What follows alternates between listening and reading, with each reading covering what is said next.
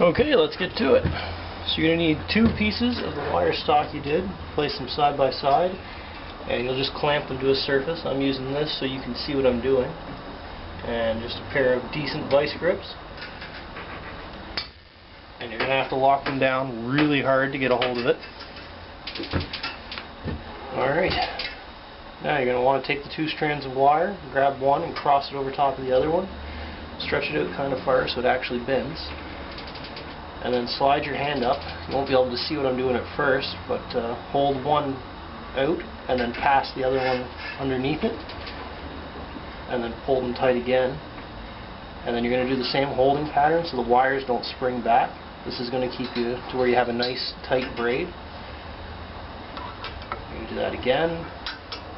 And the key is to try and get an even amount of bend each time so that the braids are consistent. The more consistent, the better the final product will be. As you can see, it's fairly easy to do. Like, not super easy, but you can do it without too much difficulty. And again, it's just keeping it nice and tight. And I'm doing it slow. Usually I go pretty fast, but I'm just moving kind of slow so you can see what I'm doing.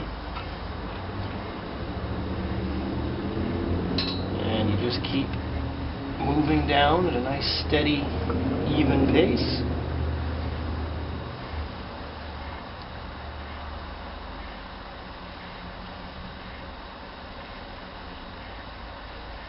Again, just try to keep it nice and snug and consistent. And this is also where making good wire stock came in, because if you had those kinks I talked about earlier in the wire, they'd make little knobs and this, and they'd interfere with the actual braid as you twisted it together, and that's going to make the braid inconsistent and loose at the next stage. When you go to twist it, you'll have little bunches sticking out, or it could even break as we tighten this. Alright, now that you've done this, there you'll need another pair of vice grips, and what you're going to do is clamp onto the end here, right where the braid starts. So kind of catch the bottom of the braid and just kind of twist it a little bit so you can get a hold of it. And you're going to want to cinch this really tight for this part.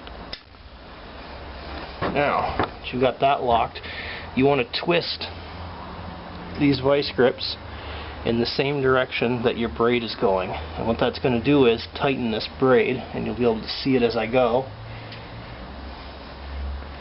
See how it's starting to twist? And the little gaps are starting to close up.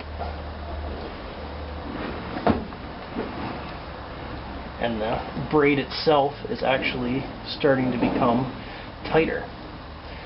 Now you want to pull down as you twist on it to keep it from kinking, and watch it carefully. You'll know when it's done when the wire starts to go from a straight strand. You'll see it start to try to knot up in places, just gently, and that's going to be about as tight as you'll be able to get the braid without causing issues to it, and that's going to make it as uniform as possible. Now right on the ends it's going to be tighter there and then tighter on the bottom end, just because that's where it's held and that's where it's spinning, and it'll be a little looser in the middle. But as I said, if you just go until you just start to see it knot a little bit, that'll be as uniform as you'll be able to get. And be careful, because there is quite a bit of spring tension on it.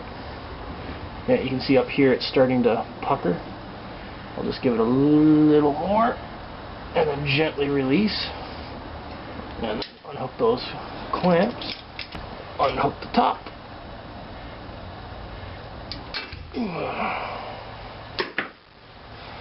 As you can see,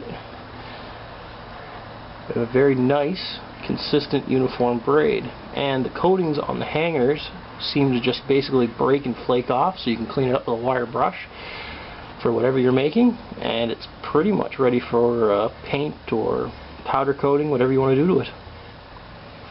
Alright, thanks for watching. See you next time.